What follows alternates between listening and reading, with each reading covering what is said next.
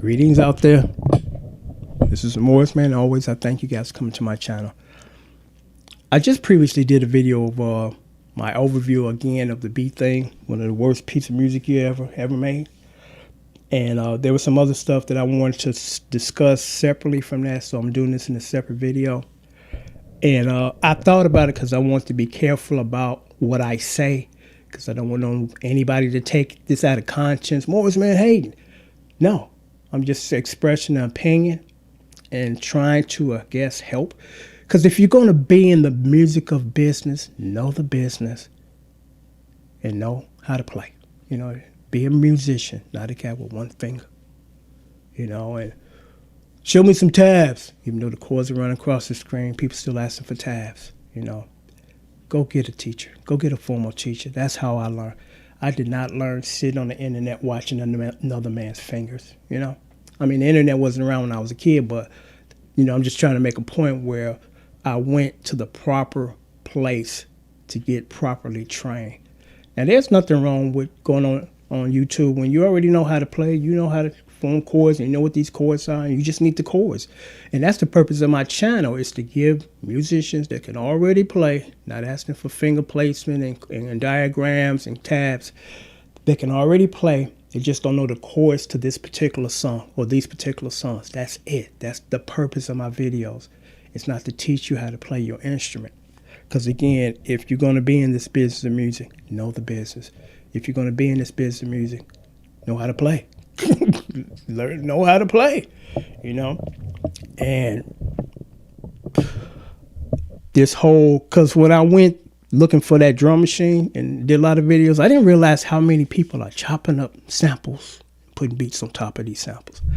Now, here's the problem with that. For some of you who don't know that, and then for some of you who learned the hard way, people normally go get old jazz records, Stanley Turrentine, or, you know, just a variety of jazz artists, and they take their copyrighted material, sample it up, chop it up, and then place it. Now, here's the problem with that. You're wasting your time unless you just like to do this and you enjoy doing this and you're not trying to do anything with it other than create something that you sit back and enjoy instead of trying to sell it with copywritten bits and pieces in it. Because what's going to happen is, you know, you go and get an old dusty Stanley Turrentine jazz guy or whoever, and you chop up his stuff, put your beat on top of it, and you try to sell it. You're going to end up getting sued for copyright infringement, you know. So it's really a waste of time. This would be a good idea, and maybe somebody to figure this out. Okay, you guys want to do that. So along comes a company to say, we're going to create a lot of jazzy stuff, and you can chop up our stuff. It's royalty free. You ain't got to worry about getting sued later down the line, or nobody wants to touch your beats because you can get copyrighted stuff all ingrained up in there. And then you use it. You know, it's like that. That would be a good idea instead of you going into your vinyl, picking out some copyrighted stuff, put it in your mix, and then you get sued, or nobody wants to touch it because nobody wants to get sued.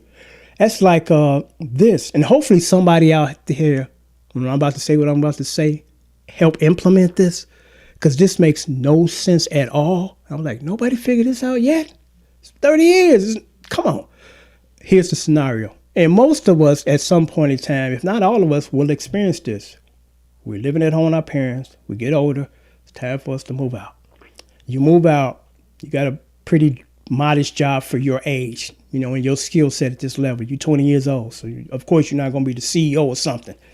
You start at the ground level and you build in a company that hires you. So you go look for an apartment and the landlord runs your credit check. Now, this is probably, let's say this is your third apartment. The landlord runs it and he says this to you. Well, I ran your credit report, you know, it's just a little shaky. You know, you got a couple of late payments on your credit card. What does my credit card have to do with this? Somebody should develop a database where potential landlords can look at your rental history. Let me repeat that. Rental history, which ties in with this, because this is about renting. This is not about your credit card being 3 days late. And they can go in there and look at your history to say, the previous landlords, give you an evaluation. This guy's he's always on time, and he's quiet, he's polite. He'll make a great tenant for somebody. Or he's been evicted a couple of times because he won't pay his rent. It's like, okay, well, that's a no-brainer. A database designed specifically to check your previous rental history instead of you checking credit card payments and he's a couple of days late, which has nothing to do with that. Now, the mindset is this, which I understand. Well, we got to check that because that gives us an idea how responsible you can be. I understand that, but that has nothing to do with this. I mean, a good example of that is you've had 3 apartments and you've never been late with your rent at all, never, not as much as a day. But your credit card situation may be a little shaky. And it's like, which one is more important? Because I'm dealing with you from a rental aspect, not from a credit card aspect. So which one is more important? Yeah, he's never late with his rent, because most of us, we might fall behind in a light gear bill, phone bill, but we're not going to be late with our rent. So it's like this information is far more important to the potential landlord for a potential tenant than this nonsense over here. Now, I think the reason why nobody wants to implement that, because it kind of works in the landlord's favor to keep it the way it is, because he can charge you an extra month's rent because of your credit card issues, as opposed to your style of performance over here, which again, this is what we're dealing with here, rental, not credit card. So I think that might be the reason why nobody has stepped forward to say, let's create a database so the landlord can go in and check this man's previous rental history. I think that's the reason why. That would make sense, but I think that's the reason why. But it's so unfair because, again, create a database, so the landlord can look and say, okay, this guy's, he checks out, he's never been late, and he didn't trash out the apartment before he left, and none of that. No police been called on him and his girlfriend or wife, domestic, none of that. I don't understand. I'm like, this should have been implemented 30 years ago. But until next time, take care. I just thought I would mention that as far as this whole sampling thing. And let me say this, because this is important too. I should have wrote this down as far as the order I was wanting to put it. And this is just friendly advice, but I know nothing stays the same. But it's supposed to improve. If worst case scenario, it doesn't get better, it doesn't get worse.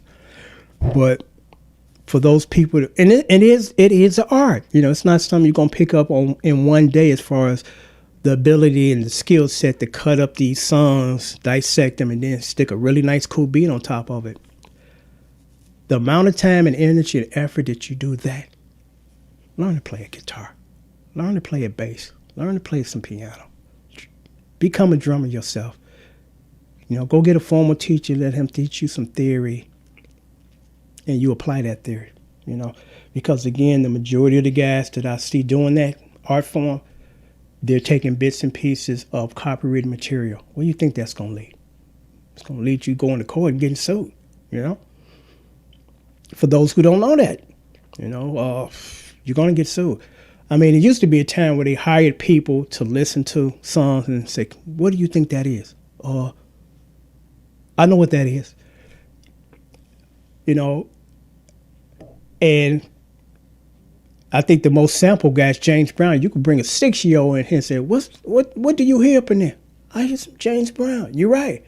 But now they got computer programs that can listen to some about algorithms, and they can determine, if you just used a half a bar of a song, they can determine what that song is.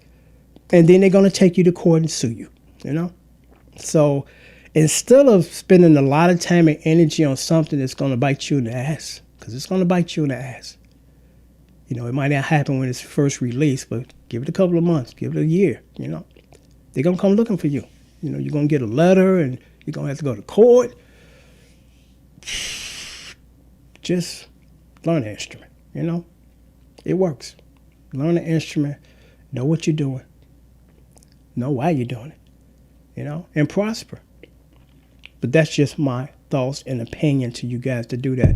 I mean, no disrespect by no means by saying this, but I care about you guys, and I don't want you guys to be sitting up in the courtroom getting sued because you lifted some jazz, a half a bar jazz samples off a record. You know, you don't want to go that route. Because again, if it's just something for your enjoyment, you're not trying to sell it, that's fine. It's like I just like doing this. Ain't nothing wrong with that. But if you're thinking about trying to make money off this and become a musical artist doing this, I wouldn't suggest that. I wouldn't recommend it.